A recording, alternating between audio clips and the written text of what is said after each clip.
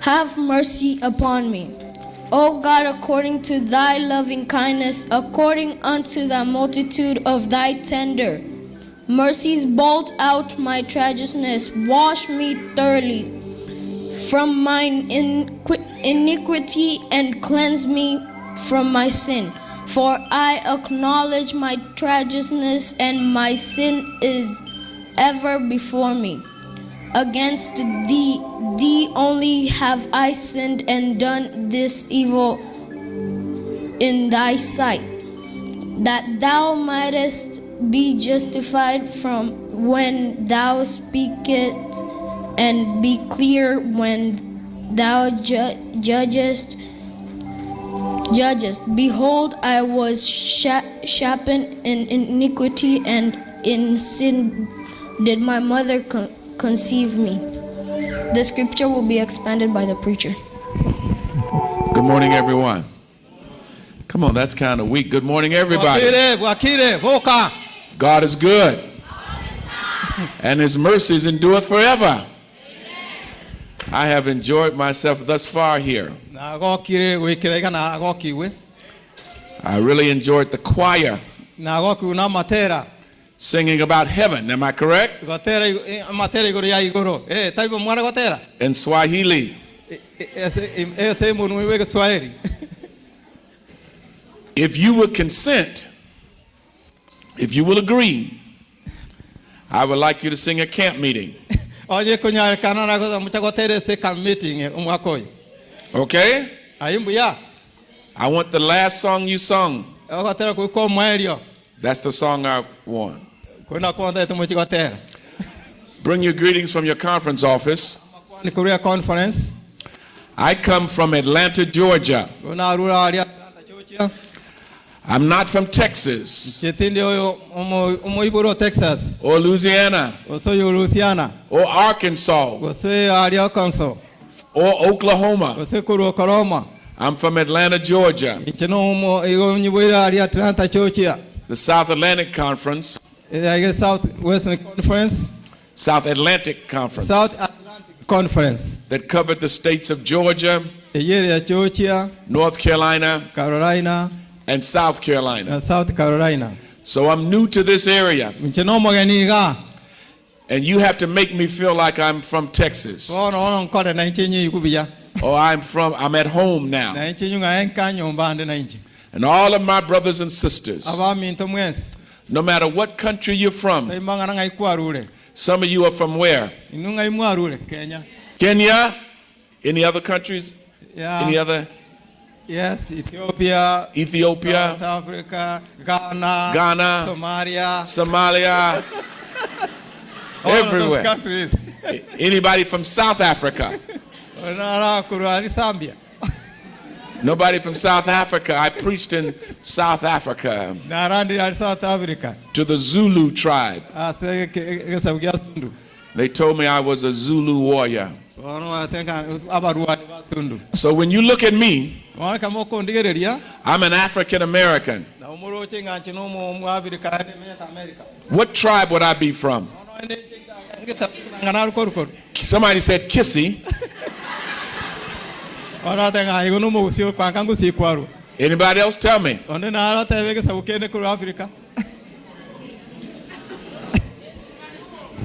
Luo land. Well, see, that's the problem we Americans have. And especially black Americans. We know our forefathers came from Africa, but our history stops. But I'm proud to know that my ancestors came from somewhere on the continent of Africa. Amen? And I'm a proud African man. I want to invite you to remember our camp meeting that starts June 4 through 11. I want all my African churches there. I'm going to get with your pastor. No ninkwa na mo pastor ina. And I want you to bring your whole congregation. Because you're doing my prayer that morning. Amen.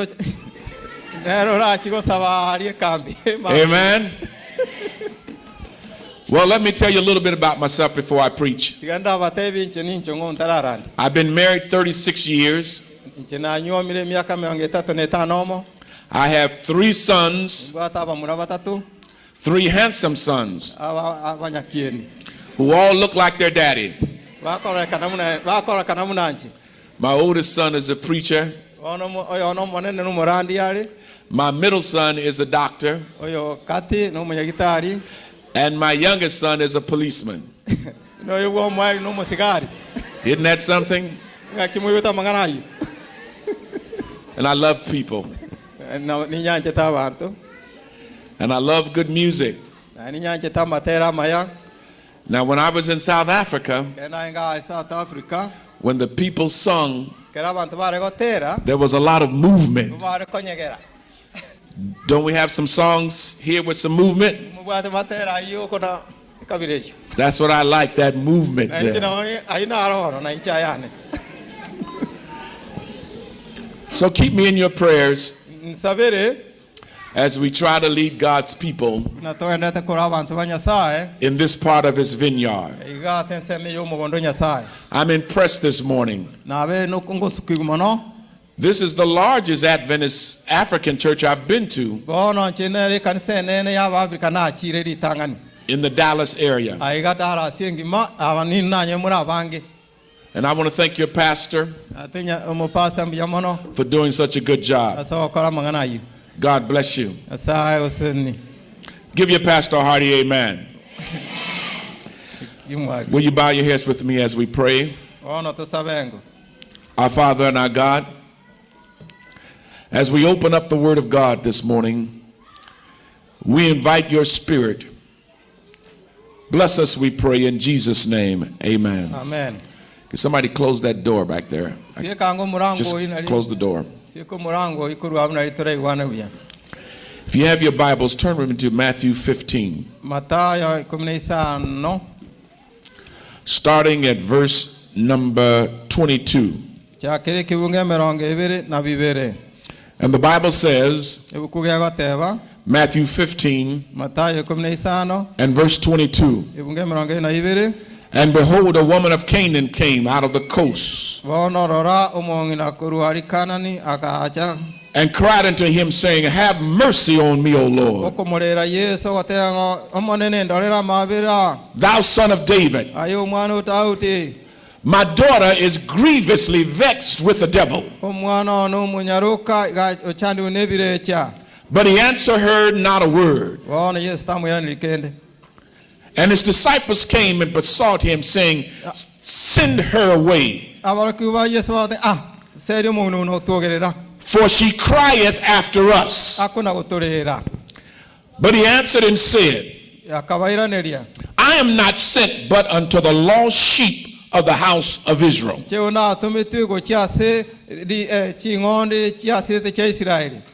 Then came she and worshipped him, saying, Lord, help me.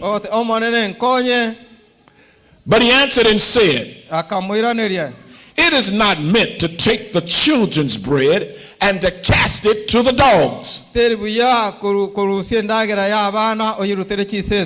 And she said, Truth, Lord. Yet the dogs eat of the crumbs which fall from the master's table. May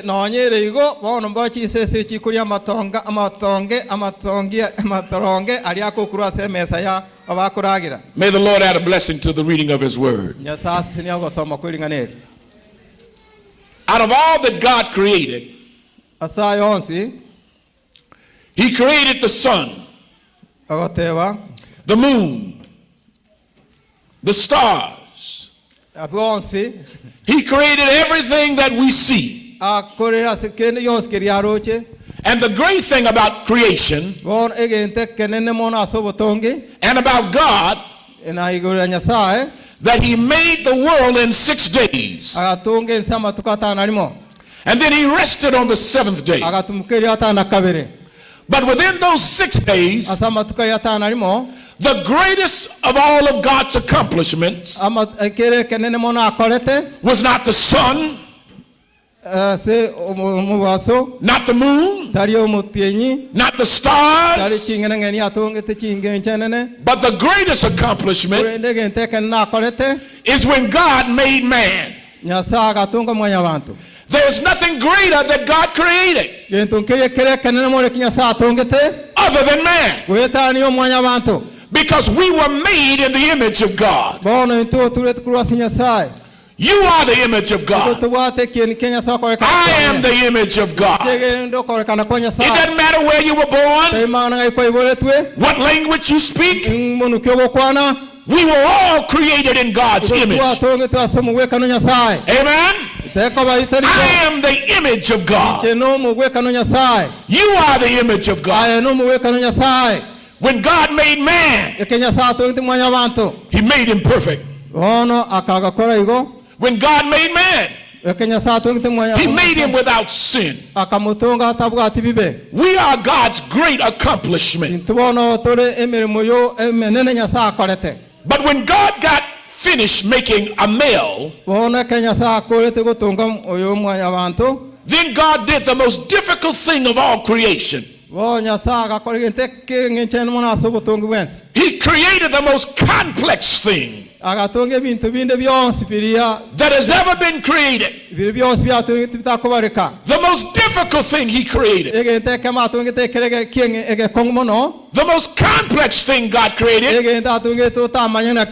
is that of a woman. There is nothing more complex than a woman. Because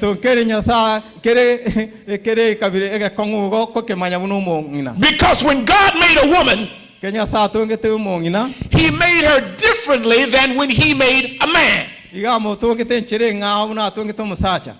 When God made a woman, He sprinkled in a little sugar and a little spice. And He did everything nice. He made her sweet. He made her gentle. He made her kind. God made a difference between a man and a woman, so that nobody would ever be confused to what a man ought to be and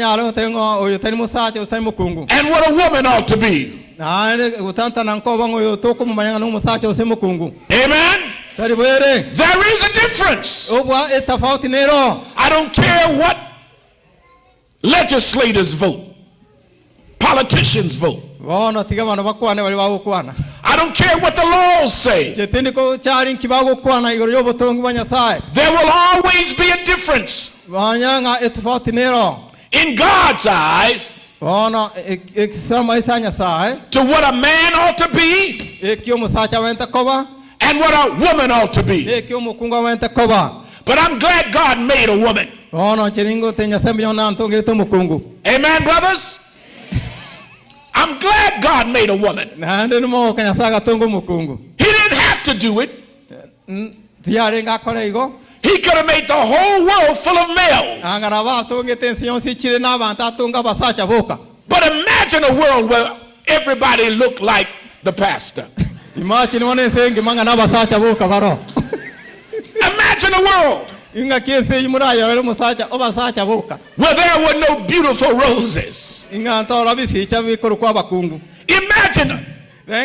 having to wake up in the morning and the first thing you see is somebody that looks like my brother here. Thank God that God made a female.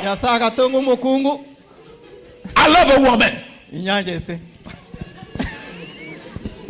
And I'm glad God made a woman. But if the truth be told, there is nobody more complex than a woman. Pastor, you don't have to be afraid. You can go home.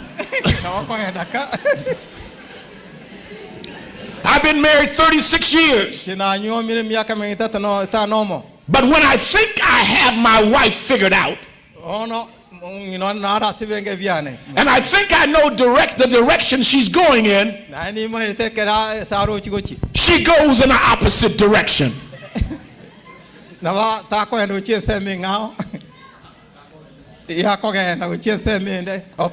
Because a woman has her own mind. A woman has her own way of thinking. And God loves a woman. And if God could be charged with a crime to which he would have to plead guilty, it would be the crime of showing favoritism toward a woman. You say, why, Pastor Watkins? Well, I'll tell you why. When God was looking for a vehicle, a vehicle, car. Oh, vehicle. To transport his only begotten son for 9 months. For 9 months. To carry his baby boy. He didn't choose a man, but he chose a woman. Amen. He chose a woman who some say is the weaker species. Is this mic on? Okay, now it is working. Okay, yeah. So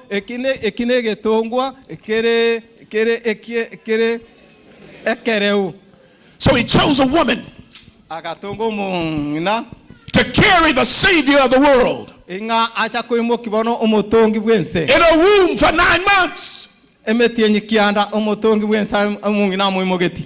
It would seem it was more logical if God could have chosen a man. For after all, they say it's a man's world. That's what James Brown sung. It's a man's world. But somebody tapped James Brown on the shoulder and said, yes, it may be a man's world, but it wouldn't be nothing without a woman. Amen. It was a woman who anointed his feet with oil. It was a woman who wrapped him in his grave clothes. It was a woman who followed him. Everybody knows that the only person that I know that fully understands a woman is Jesus. Let me say that again. No man can fully understand a woman. The women say amen, but the men are quiet. Because God made women unique. And there's always a unique relationship between God and a female. Wherever I go, our churches are always full of women. God loves a woman. God respects a woman.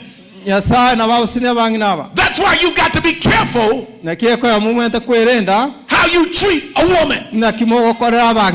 Amen. thinks so much of women Nyasaye na babarengereti mono that when he was looking for a symbol ekera kuringa inki boria kubweka okareta mugweka noye to represent his church, eria gwekanie kanisa yaye he bypassed the man igagutiga abasacha and he went to a woman. ogenda somungina And a woman is a symbol of God's church bona omungina gare kioro kerigie kanisa ya Nyasaye because God understands a woman. na wonerego There's a woman in the Bible omungina nara sebu piria who approaches Jesus obo chasi Yesu in Matthew 15. Matayo 15 The Bible says she is a Canaanite woman. bona gare kurwa se egesaukia Kanaan She's not a Jewish woman. tare kurwa saba Yahudi She's a Canaanite woman. iga kurwa sensema ya Kanaan She doesn't speak Hebrew. bona oyo iga tare nge nubwa matobu She's of that hated race. o iga kurwa se gesaukirie kore kangane nkima itinya sai The Canaanite women, omungina oyo kurwa se gesakuekyo their skin was not fair. kibono getabwati umate na Abayahudi Their hair was not long. continue She was of that darker race. bona ga kurwa se gesakuekyo kende Canaanite women, omo Kanaan skin was dark skinned. bona this is ekore kana kwa ko tarenge kuya buna banda bu Kissed by the eastern sun. ona mo umugaso munyarete Canaanite women abo mongno kurwe Kenya rweki ya Kananai had thick lips. ona umba watu bwa bikobyo okore kanokobe Kissable lips.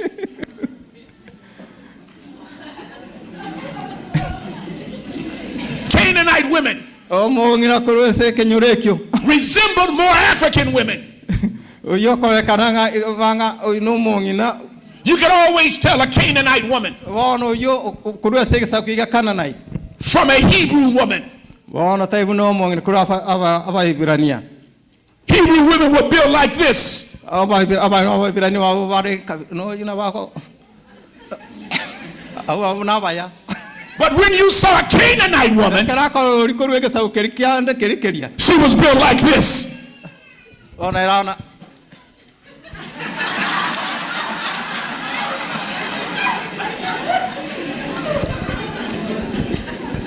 The Jews hated the Canaanite women. They looked down upon the Canaanite women. They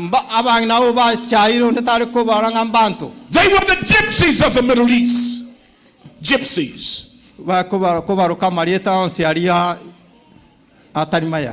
They were known for being crooks, thieves, liars, con men and con women. The Canaanite women were known to be pickpockets. They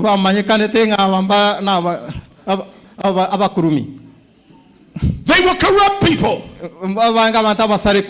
They were considered heathens. They did not bow down to the God of Israel. They did not. You got to put it a little closer to your mouth.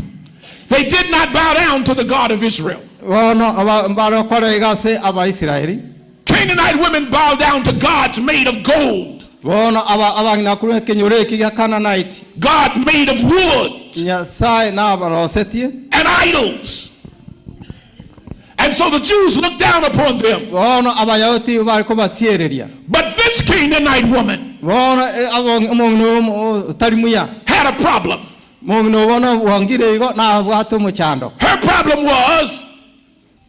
Her problem was that she had a child that had a demon. No doubt she had tried to cure that child. No doubt she had prayed to Baal and prayed to other gods. But then she heard about a man named Jesus. She heard that this man named Jesus could turn water into wine. This man named Jesus could take a little boy's lunch and multiply it and feed 5,000 people. She heard all the good things about this man named Jesus. So she decided, I'm going to make my way to Jesus. Even though he is a Jew, I'm going to take the risk to get healing for my child. When you want God to do something for you, you have to be willing to take a risk. Amen. But when she tried to get close to Jesus, the Bible says that the disciples tried to send her away. They looked at her race and they decided she doesn't deserve to be around Jesus. You see, racism is nothing new. There's always been a Donald Trump. Can I say that again? There's always been a Donald Trump. A Marco Rubio. A Cruz. There's always been a Ben Carson. People who look down on people because of their race, because of where they were born, because of their language. But aren't you glad this morning to know that God doesn't look down on anybody? That people are people. No matter where they come from. There is no upper class. There is no middle class. There is no little class. There is no immigrant problem. In the eyes of God, people are people. Amen. That's what I like about God. He didn't judge you because of your race. He didn't judge you because of the color of your skin. God looks at the heart.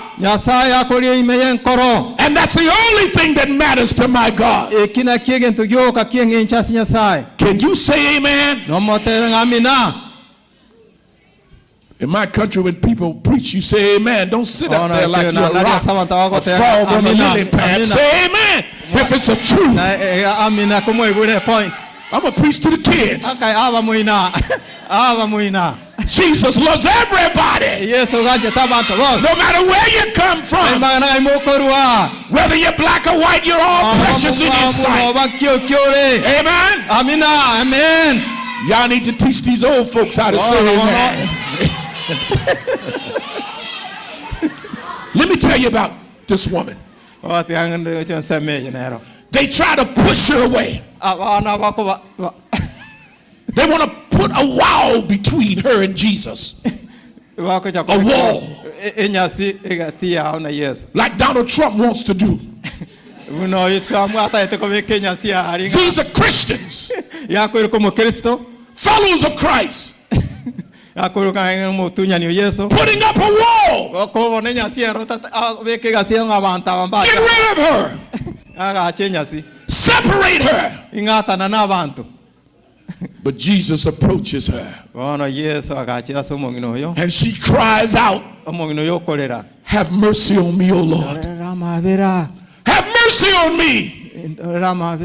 My child is sick. My child is possessed with the devil. Have mercy on me, O God. My brothers and sisters, this morning, you've got to know what you need from God. And we've got to learn how to cry out to God and tell Him exactly what we need. The problem with so many Christians today is this. We want to pray these pretty prayers to God. These good sounding prayers to God. But when you're in need, you can fall down on your knees and you can approach the throne of God and you can crowd, have mercy on me. I don't know about you this morning. Anybody here need mercy? Anybody needs God's grace this morning? Anybody needs help from God? Anybody here ever been in a situation that only God can get you out of? This is the situation this lady finds herself in. Her baby has a demon. She's not a Christian. But she heard about Jesus.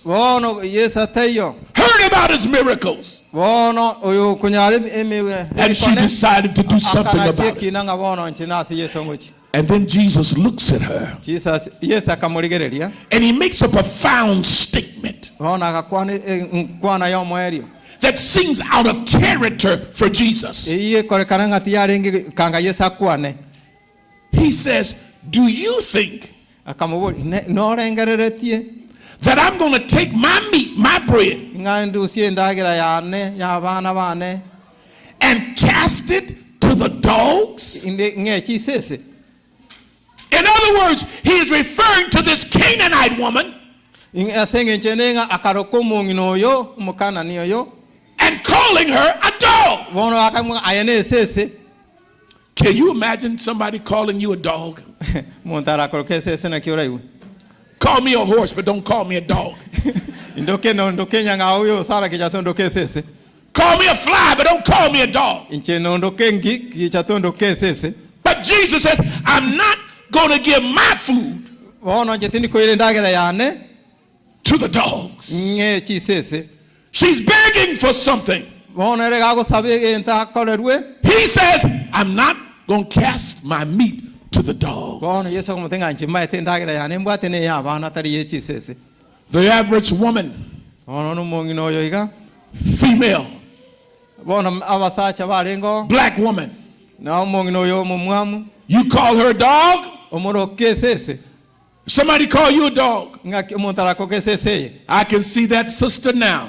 Her head. You calling me a dog? You better check yourself, Jesus. I don't take that from my husband, from my boyfriend, from my pastor, and I'm not going to take that from you. That's what the average person would have said. But not this woman. She looked into the eyes of Jesus. She heard what he was saying. But she knew what he was saying was not necessarily meant for her. So she came right back and said,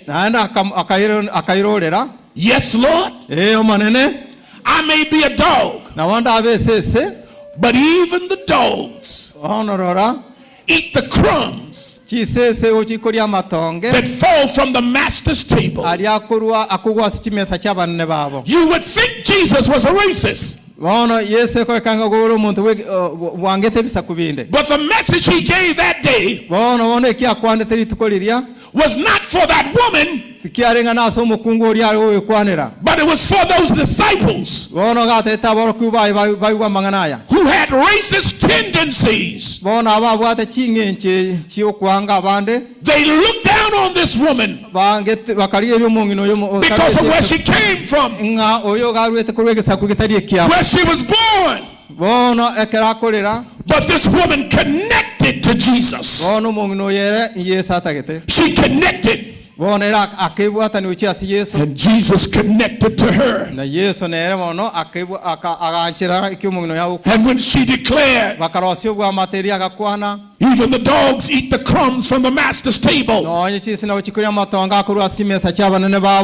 the disciples were stunned. Because the Bible says, when she said that, Jesus immediately healed her demon-possessed child. And disciples begin to realize that in the eyes of God, everybody bleeds red blood. And that he loves everybody. Two things happened that day. Jesus showed that racism has no place in the Christian church.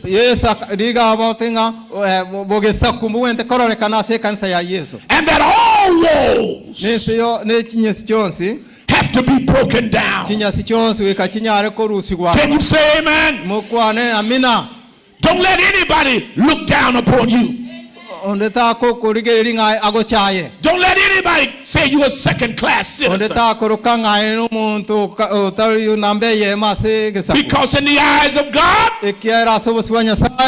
we are all precious.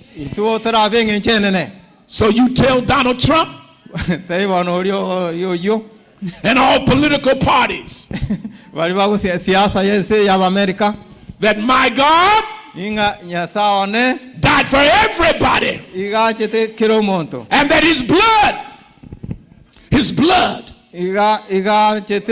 washes everybody's sin. And he healed that woman. He showed that woman and he showed those disciples that if you come to me, no matter what you've done wrong, no matter what your background is, no matter what sin you have committed, there is grace in the presence of the King. There is forgiveness at the feet of Jesus. No matter where you come from, no matter what the sin is, God will accept you and start the process called sanctification. The Canaanites were like dogs. People look down upon them. But I'm so glad this morning that God never looks down upon me. And God never looks down upon the sinner. Because God is too busy pulling the sinner up to where he is. Amen. So no matter what your sin is, once God forgives you, it is if you have never sinned before. When you come to Jesus, he says, I will take your sins and I will cast them into the depths of the sea and remember them no more. Friends won't forget your sins. Relatives won't forget your sins. Parents won't forget your sins. But we have a God who sits high and looks low, who will take your sins, erase them from your record, and never bring them up again, because they will be covered in his blood. Amen. I don't know about you this morning. I'm glad God took me just as I am. God can train an old dog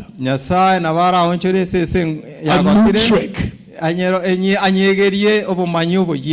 And no matter how far you've fallen, He can bring you back into his presence. na bao koreta sari. She was not supposed to be healed. Wono orita kaniri ko nyore kya nyorete. Her child was not supposed to be healed. Umwana eta weni we. Nobody could cast that demon out. Ono ondeta renge ukagera ngai na manyore. But that day Jesus cast the demon out.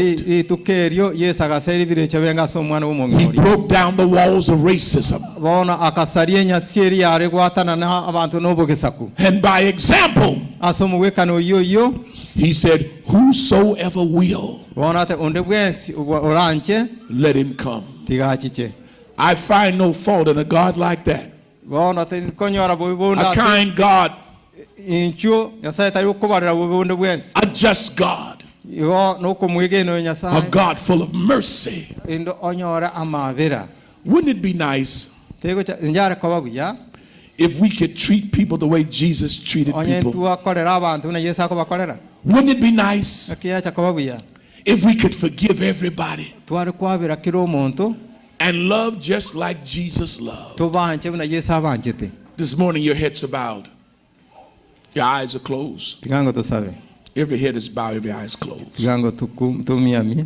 Eternal Father, we just like this woman have done things in our lives that we don't even deserve to be in your presence. Some of us have lied, stolen, broke your commandments, but yet and still you wake us up every morning, provide food for us to eat, shelter for us to live. We don't deserve your goodness, but Lord, you have accepted us and you're working your grace on us. And as our heads are bowed this morning, we just want to say thank you, Lord. When others have overlooked us, you have accepted us and called us your child. But this morning somebody needs special prayer. Something you're struggling with. It may be a family situation. It may be a financial situation. It may be a child you're praying for. It may be a physical condition. But whatever it is this morning, you want special prayer, I want you to stand where you are. If you're requesting special prayer, something you're struggling with, something you want God to do for you, for your children, for your family, for your church, something you need to happen in your life. Father, we are standing now declaring it's me, oh God. It's me, oh God, standing in the need of prayer. I need a fresh blessing. I need a new resurrection in my life. I present my family, my spouse, my children, my job, my finances, oh God. Help me, I pray. In the name of Jesus. As the woman declared, I declare, have mercy on me, O God, according to thy tender mercies. Blot out my transgressions and cleanse me of my unrighteousness. Purge me with hyssop in the name of Jesus. As your heads are bowed and your eyes are closed, there's somebody here this morning, you're not a member of this church, but the doors of the church are open. On the hinges of grace, And God has impressed your heart. And you want to say, Lord, give me a second chance. Give me another chance. And I want to come to you just as I am. I'm not going to let anything or anybody hold me back. I want a closer walk with you. If that's your desire, you want a closer walk with him, will you raise your hand and put it down? God bless you. Just raise it. You want a closer walk with him. God bless you. God bless you. Now there's somebody else here. You're not a member of this church, but you want to say this morning, I will be a part of the family of God. And I want to be a part of God's true family. His church that spans the globe. That welcomes men and women of every race, creed, and color. You felt the Spirit speaking to you this morning. And you want to be a member, will you raise your hand wherever you are right now? Just raise your hand. You're not a member, but you want to say, I see your hand, young lady, right there. See your hand, young lady, right there. Pastor, you're watching. I want to close now, but I know there's somebody else here God is calling you. Right now, call on the name of Jesus. Say, have mercy on me. I want to follow you, Lord. And I surrender my life to you. Will you raise your hand right now? Somebody else. God bless you, my sister. We see your hand. God bless you, young man over there. You see Pastor over there. And now, my Father, we give you the praise, the honor, and the glory for what you have done on your holy, sanctified day. Let the church of the living God say amen. And amen. Amen. And amen. God bless you. You may be seated.